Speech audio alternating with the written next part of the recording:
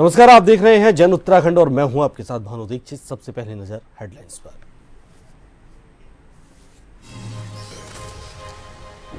उत्तराखंड सरकार कैबिनेट की बैठक, राज्य की पहली जियोथर्मल पॉलिसी को मंजूरी, बेटे के 18 साल पूरे होने पर मिलेगी विधवा पेंशन।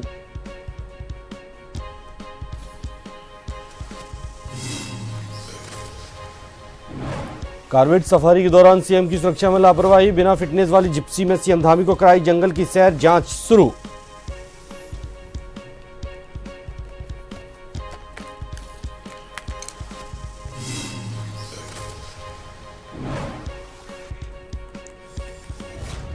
देश भर में केंद्रीय ट्रेड यूनियनों की हड़ताल, उत्तराखंड में भी देखा गया असर। चंपावत में आशा हेल्थ वर्कर्स यूनियन ने दिया समर्थन, सीएम के नाम सौंपा ज्ञापन। देहरादून एसटीएफ और पुलिस को मिली बड़ी सफलता, हरिद्वार में 2 बदमाशों को किया गिरफ्तार, 3 पिस्टल, 1 तमंचा, 12 कारतूस जब्त, बड़ी वारदात को देने वाले थे अंजाम।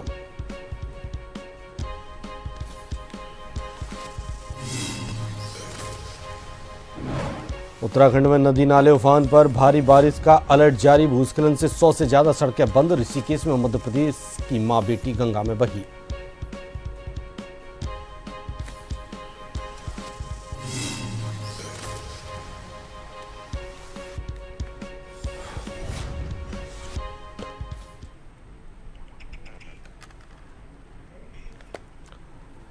खबर विस्तार से। देहरादून में आज मुख्यमंत्री पुष्कर सिंह धामी की अध्यक्षता में मंत्रिमंडल की बैठक हुई। कैबिनेट की बैठक में कई अहम प्रस्तावों पर मोहर लगी।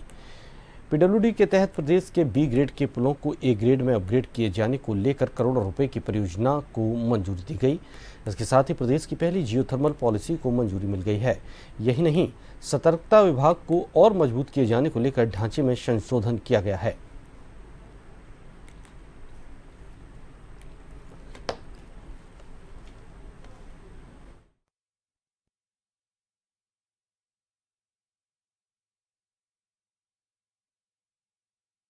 उत्तराखंड के मुख्यमंत्री पुष्कर सिंह धामी ने पिछले दिनों रामनगर क्षेत्र में स्थित कारवेट टाइगर रिजर्व पार्क का दौरा किया था। इस दौरान मुख्यमंत्री को जिस जिप्सी में कारवेट की सैर करवाई गई, उसकी सुरक्षा ऑडिट ही नहीं की गई। इसे सीएम धामी की सुरक्षा से बड़ा खिलवाड़ मानते हुए अब जांच के आदेश दिए गए हैं। खुद मुख्यमंत्री ने इस विषय में जांच के आदेश की बात कही है। इस मामले में प्रदेश के वन मंत्री सुबोध उनियाल ने कहा कि जांच करने के बाद ही सब कुछ सामने आएगा कि आखिर फिटनेस की जांच की जिम्मेदारी किसकी है।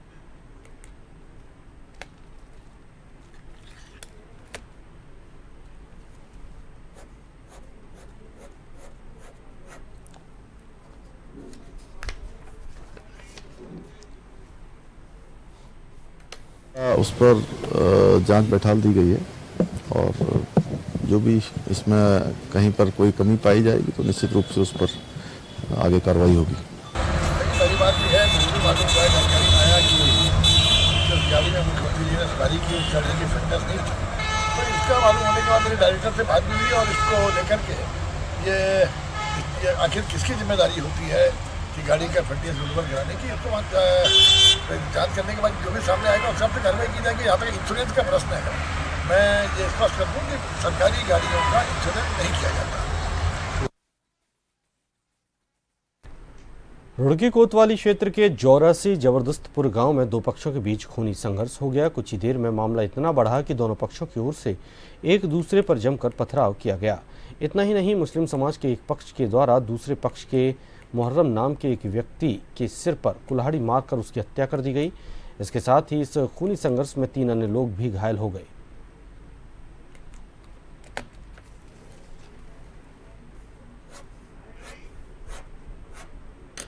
हुआ जो पुलिस को सूचना मिली, पुलिस जब तक वहां पहुंचती है तो पता लगा है कि गाड़ी खड़ी करने को लेकर के या एक ईंट से भरा ट्रक जो जा रहा था उससे कोई बाइक या स्कूटी हिट हुई, जिसको लेके एक मामूली सी झगड़े में उनमें काफ़ी मारपीट हुई है।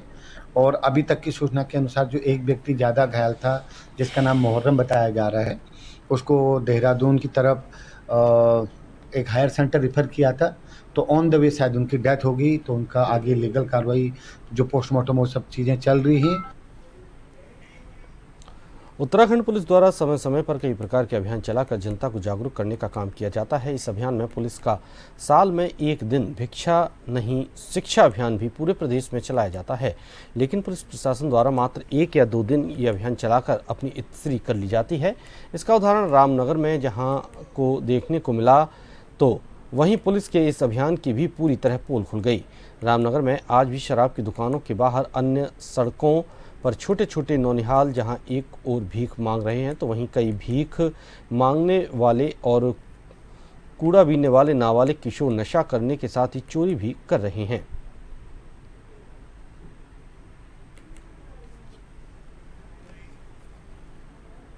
पुलिस और जनपद नैनीताल भी जो है लगातार ऐसे अभियान चलाता रहता है, जिसके अंदर हम जो ऐसे बच्चे हैं जो भीख मांगते हैं इनको स्कूल्स में भी दाखिला करते हैं और उसके बाद इनकी एजुकेशन दाखिला करने के बाद एजुकेशन को मॉनिटर करते हैं। तो ऐसा इस साल भी किया गया है और आपके द्वारा भी ये बताया गया कि ऐसे कुछ जो बच्चे हैं रामनगर क्षेत्र में भी आपको दिखे हैं। तो उसके हिसाब से हम एक जो रामनगर है और जो हमारी यहाँ पे एंटी ह्यूमन ट्रैफिकिंग यूनिट है, इनकी एक जॉइंट टीम बनाकर ऐसे जो बच्चे हैं उनको उनका जो भिक्षा नहीं शिक्षा के जो हमारा अभियान है उसके अंदर। रुड़की के भगवानपुर क्षेत्र में इन दिनों चोर लुटेरे पुलिस को खुला चैलेंज देकर एक के बाद एक घटनाओं को अंजाम दे रहे हैं और पुलिस नाकाम नजर आ रही है। सिलसिलेवार दर्जन भर घटनाओं को अंजाम देकर भी लुटेरे सुरक्षित हैं और पुलिस लाचार। ग्रामीण रात भर पहरेदारी कर रहे हैं और चोरों का दुस्साहस दिन दहाड़े घटनाओं को अंजाम दे रहे हैं। अब ग्रामीणों में पुलिस की कार्यशैली को लेकर गुस्सा है।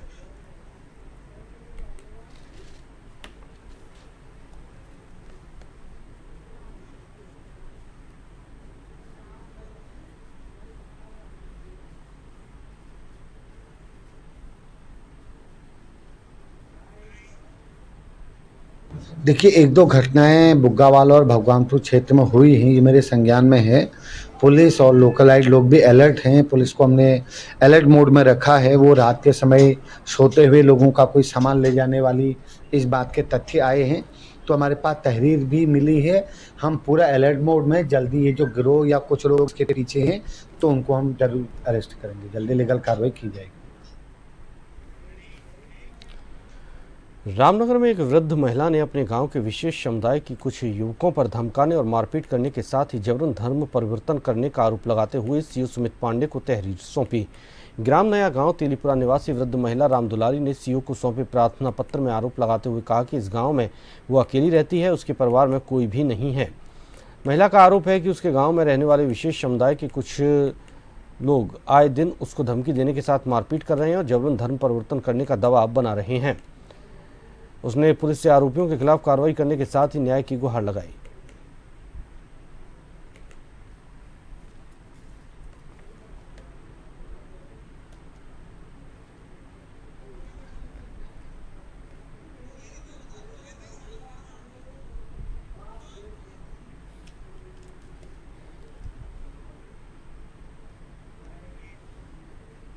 मेरे साथ गद्दारी हो रही है, ऐसा मानने के प्रोग्राम हो रहे हैं। कौन है वो?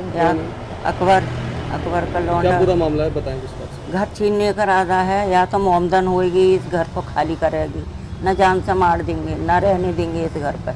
मामला अभी संज्ञान में आया था जिसमें एप्लीकेशन भी रिसीव हुई है। ये जो है ग्राम नया गांव और तेलीपुरा का एरिया का मामला है, जिसमें एक प्रार्थनी है, इनके द्वारा कंप्लेंट की गई है अपने प्रार्थना पत्र के जरिए कि कुछ लड़के हैं जो कि आसपास इनके घर के आसपास रहते हैं और उस क्षेत्र में ये अकेली महिला है और इनके घर में कोई और भी नहीं रहता, जिसकी वजह से वो इसको परेशान करते हैं और आइदर धमकाते हैं और एप्लीकेशन के हिसाब से धर्म परिवर्तन की बात कर रहे हैं। मेरे द्वारा थाने को बता दिया गया है और एप्लीकेशन रिसीव करके थाने को भी भेजी गई है। इसमें उचित कार्रवाई की जाएगी और मैं तत्काल कार्रवाई करने की भी उत्तराखंड में धार्मिक और पर्यटन स्थलों में हुड़दंग और अराजकता करने वालों के खिलाफ उत्तराखंड पुलिस द्वारा ऑपरेशन लगाम के तहत कार्रवाई की जा रही है। 7 जून से शुरू हुए अभियान में रैश ड्राइविंग, स्टंट, शराब पीकर वाहन चलाने, अधिकृत नेम प्लेट, हूटर और मॉडिफाइड साइलेंसर का उपयोग करने, शीशे पर काली फिल्म लगाने और सार्वजनिक स्थानों पर शराब पीने वालों के खिलाफ कड़ी कार्रवाई करते हुए बड़ी मात्रा में चालान काटे गए। ऑपरेशन लगाम की शुरुआत की गई, जिसके अच्छे रिजल्ट आए हैं। इसमें लगभग जो सड़क पे जो शरेआम जो शराब पी रहे थे और जो मादक द्रव्यों का सेवन कर रहे थे, उनमें कुल हमने करीबन 10,000 के लगभग हमने चालान किए और इसमें जो हमने संयोजन शुल्क जो वसूला वो लगभग 29 लाख का। साथ साथ जो हमने वाहनों की जो चेकिंग की, इस दौरान में कुल चालानों की संख्या इसमें 278 लोगों के खिलाफ हमने कार्रवाई की। राजकीय ITI और शहीद ध्यान सिंह बसेरा इंटर कॉलेज प्रतापपुरा में छात्रों को विभिन्न कार्यक्रम और सत्रों के बारे में जागरूक किया गया। ये जागरूकता छात्रों को विभिन्न सरकारी योजनाओं, कौशल विकास कार्यक्रमों में सरकार ने युवाओं के सर्वांगीण विकास और रोजगार के अवसरों को बढ़ाने के लिए ITI चलो अभियान की शुरुआत की।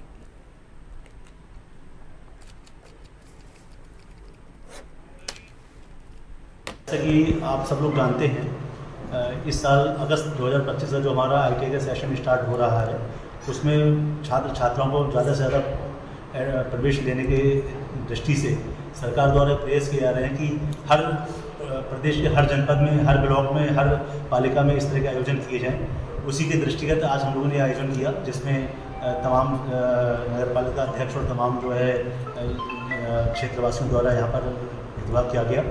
और इस कार्यक्रम का उद्देश्य बेसिकली ये रहता है कि ITI की शिक्षा के उपरांत उनको जो लाभ होने हैं उसके बारे में उनको बताया जाए। जैसा कि ITI करने के बाद 1 वर्षीय 2 वर्षीय ITI होती है, कोर्स होते हैं, उनको करने के बाद उद्योगों में उनका रोजगार उन्हें मिल जाता है। उसके अलावा वो अपना स्वरोजगार कर सकते हैं।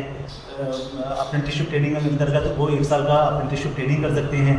DST दोहरी शिक्षा और दोहरी प्रशिक्षण प्रणाली के अंतर्गत उनको 1 साल की अवधि के लिए, मैक्सिमम 1 साल की अवधि के लिए उद्योग में रहना होता है। और वहाँ पर उद्योग में जो भी ऑन द जॉब ट्रेनिंग करने के उपरांत उनको जो है उद्योग द्वारा करीब 7,000 से लेकर 9,000 रुपये तक का प्रतिमाह भुगतान भी किया जाता है। रानीखेत के लगभग 5,000 की आबादी वाले 16 गांव में इन दिनों पेयजल की किल्लत बनी हुई है। 9 दिनों से जब पेयजल की व्यवस्था सुचारू नहीं हो पाई तो ग्रामीणों के सब्र का बांध टूट गया। खुड़ोली, ईड़ा, पजीना सहित दर्जनों गांव के ग्रामीण जल संस्थान के खिलाफ संयुक्त मजिस्ट्रेट कार्यालय रानीखेत पहुंचे। संयुक्त मजिस्ट्रेट रानीखेत राहुल आनंद ने जल संस्थान और विद्युत विभाग के अधिकारियों को तुरंत तलब कर ग्रामीणों के साथ एक बैठक की और समस्या का समाधान करने के सख्त निर्देश दिए।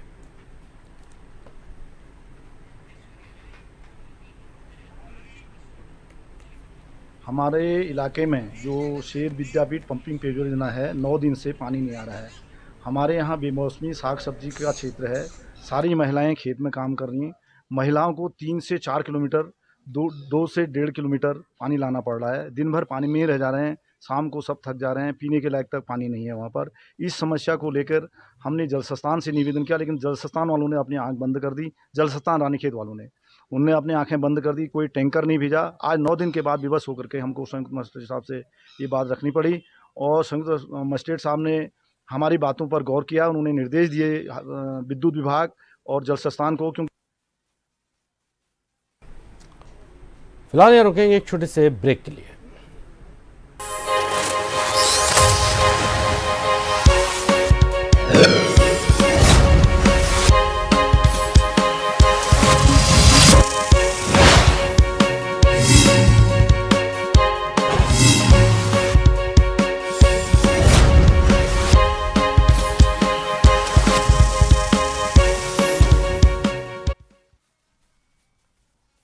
ब्रेक के बाद आपका स्वागत है। आगे बढ़ते हैं। रामनगर में बुधवार को युवा कांग्रेस कार्यकर्ताओं ने जिला अध्यक्ष सुमित लोहनी के नेतृत्व में विद्युत कार्यालय पहुंचकर प्रदर्शन किया और बिजली के स्मार्ट मीटर को लेकर नारेबाजी की। जिला अध्यक्ष सुमित लोहनी ने कहा कि ग्राम पीरू मदारा में रहने वाली एक महिला के पहले प्रत्येक महीने 200 से 300 रुपये का बिल आता था, लेकिन जब से महिला के स्मार्ट मीटर लगा है तो 7,500 रुपये का बिल आने लगा है। उन्होंने कहा कि स्मार्ट मीटर तत्काल हटाए जाएं, यदि ऐसा नहीं हुआ तो उग्र आंदोलन किया जाएगा।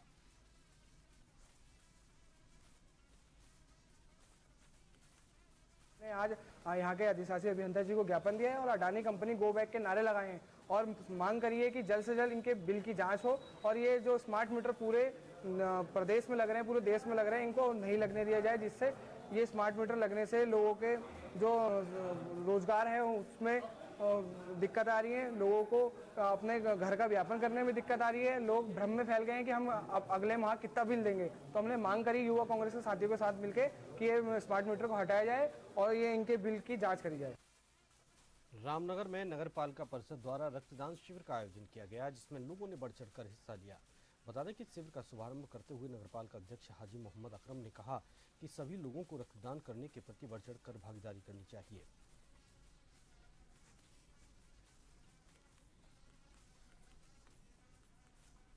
बहुत शुक्रिया जो 18 साल से इस काम को अंजाम दे रहे हैं। आजकल कहाँ है, ऐसे कम लोग हैं बहुत जो गिनती में नहीं आते।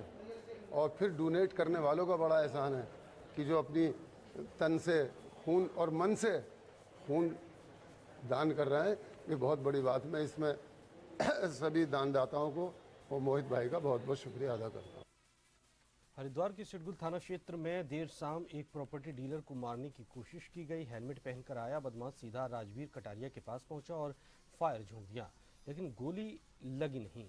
गनीमत रही कि जान बच गई। पुलिस ने मामला दर्ज कर लिया है। आरोपी की तलाश जारी है। घटना सिडकुल इलाके की है, जहां हेलमेट धारी बदमाश फिल्मी अंदाज में आया और प्रॉपर्टी डीलर राजवीर कटारिया पर ताबड़तोड़ फायरिंग कर दी।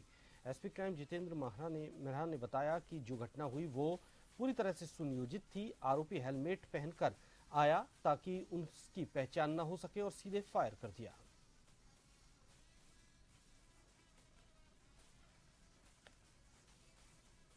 राजवीर कटारिया द्वारा बताया गया था कि उनको किसी ने गोली मारी है और अभी राजवीर कटारिया अनहार्म्ड है और बिल्कुल जिंदा है, स्वस्थ है। उनके द्वारा जब पुलिस को सूचना दी गई थी तो पुलिस ने आगे जाके सीसीटीवी कैमरास भी चेक किए गए हैं। इसमें एक व्यक्ति हेलमेट पहने हुए और उसके हाथ में एक तमंचा भी दिखाई दे रहा है। उसकी तलाश जारी है और उस पर अग्रिम कार्रवाई जारी है। इसमें सुसंगत धाराओं में मुकदमा ऑलरेडी पंजीकृत किया जा चुका है। रुड़की के भगवानपुर थाना क्षेत्र के इब्राहिम मसाई में एक राशन से भरे बेकाबू ओवरलोड ट्रैक्टर ट्रॉली ने 35 वर्षीय नफीसा को कुचल डाला, जिसके चलते उसकी मौके पर ही मौत हो गई। दरअसल नफीसा अपने बच्चों के साथ अपने पिता को देखने के लिए अपने मायके सिकरोड़ आई थी। मायके से ससुराल जाते समय रास्ते में पड़ने वाले इब्राहिमपुर मसाई गांव में एक ओवरलोड अनाज से भरे ट्रैक्टर ट्रॉली के नीचे आने से उसकी मौत हो गई, जिसका पंचनामा भर पोस्टमार्टम के लिए सिविल अस्पताल भेज दिया गया।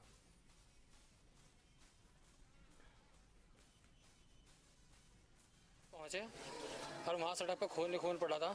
जो हमारी बहन थी उसे ट्रैक्टर के पीछे घिसटी हुई जा रही थी वो, और वो ड्राइवर तेजी मतलब रुक रही ना था किसी भी कीमत पर। रबर लोड ट्राली थी इतनी अबर थे कि बाल्टी से ऊपर भी उसमें कट्टे भरे हुए थे नाच के। जी बिल्कुल अबर लोड थी। तो कोटे की थी? जी जी हाँ जी पुलिस आई थी मौके पर? पुलिस बाद में आई जी, फिर जी पुलिस। अब क्या हुआ? अब उसे थाने में ले गए जी, ट्रैक्टर को। जी देहरादून एसटीएफ और पुलिस को बड़ी सफलता मिली है। दरअसल हरिद्वार में बड़ी आपराधिक वारदात को अंजाम देने की फिराक में घूम रहे 2 बदमाशों को प्रेमनगर क्षेत्र से गिरफ्तार किया गया है। आरोपियों के पास से 3 पिस्टल, 1 तमंचा, 12 जिंदा कारतूस, 1 कार और 1 बाइक बरामद की गई है। दोनों अपराधी पहले भी कई संगीन मामलों में जेल जा चुके हैं और रिहा होकर दोबारा गिरोह सक्रिय करने की कोशिश कर रहे थे।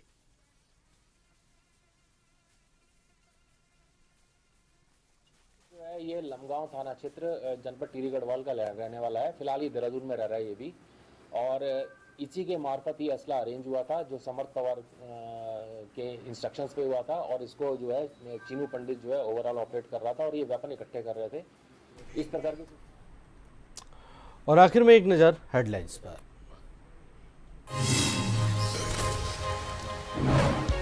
उत्तराखंड सरकार कैबिनेट की बैठक। राज्य की पहली जियोथर्मल पॉलिसी को मंजूरी। बेटे के 18 साल पूरे होने पर भी मिलेगी विधवा पेंशन।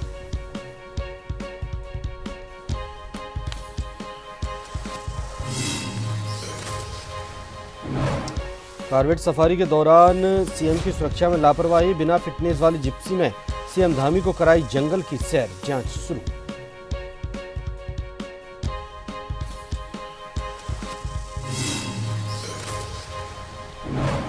देश भर में केंद्रीय ट्रेड यूनियनों की हड़ताल। उत्तराखंड में भी देखा गया असर। चंपावत में आशा हेल्थ वर्कर्स यूनियन ने दिया समर्थन। सीएम ने के नाम सौंपा ज्ञापन।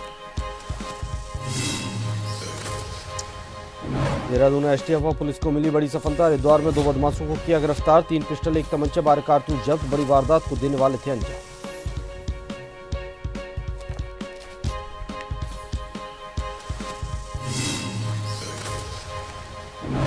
उत्तराखंड में नदी नाले उफान पर, भारी बारिश का अलर्ट जारी। भूस्खलन से 100 से ज्यादा सड़कें बंद। ऋषिकेश में मध्य प्रदेश की मां बेटी गंगा में बही।